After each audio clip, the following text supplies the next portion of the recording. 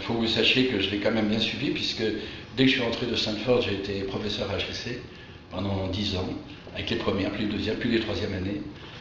Et en même temps, on m'a proposé d'être aussi professeur au corps des mines. Alors c'était assez amusant de donner des cours à la fois au corps des mines et à HEC.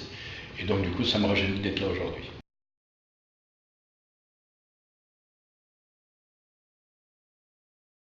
Mon meilleur souvenir, c'est d'avoir été nommé comme bisu dans un bureau des élèves où il n'y a que des secondes d'année, vous le savez, je crois que ça n'a pas changé, chargé des stages et voyages, et l'équipe que j'avais constituée a tellement bien réussi que finalement, dès l'année suivante, l'administration a décidé que les stages à l'étranger étaient obligatoires.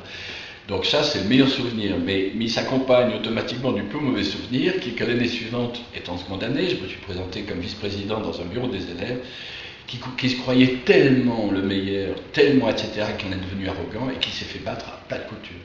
Et donc, moi avec, et donc ça a été vraiment un échec cinglant et qui m'a beaucoup servi dans la vie.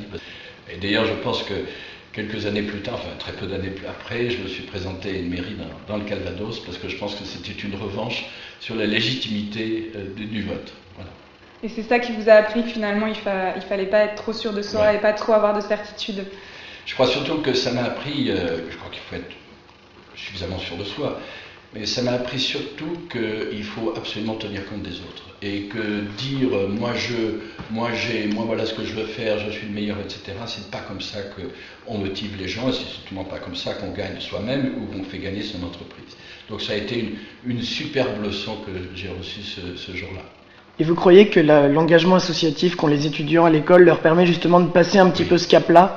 Oui, je pense que c'est une excellente chose et j'espère surtout, si j'ai l'occasion, je le redirai le 11 juin, c'est que toute cette activité très vibrionnante qu'on a à HEC, dans d'autres écoles bien sûr aussi, mais que pendant 3 ans, on fait de tout, du sport, de la culture, etc., surtout qu'on ne l'oublie pas parce qu'on va rentrer dans une entreprise. Au contraire, les entreprises ont plus que jamais besoin de la culture générale, de la multidisciplinarité, de l'attaque différente et variée sur n'importe quel problème qu'on peut avoir en entreprise. Donc surtout ce vibrionnage, et bon, il ne faudrait pas que l'entrée en entreprise ou que le mariage par exemple, ou le paxage, j'en sais rien, puisse enlever toute cette énergie, tout ce dynamisme qu'il y a quand on est à l'école.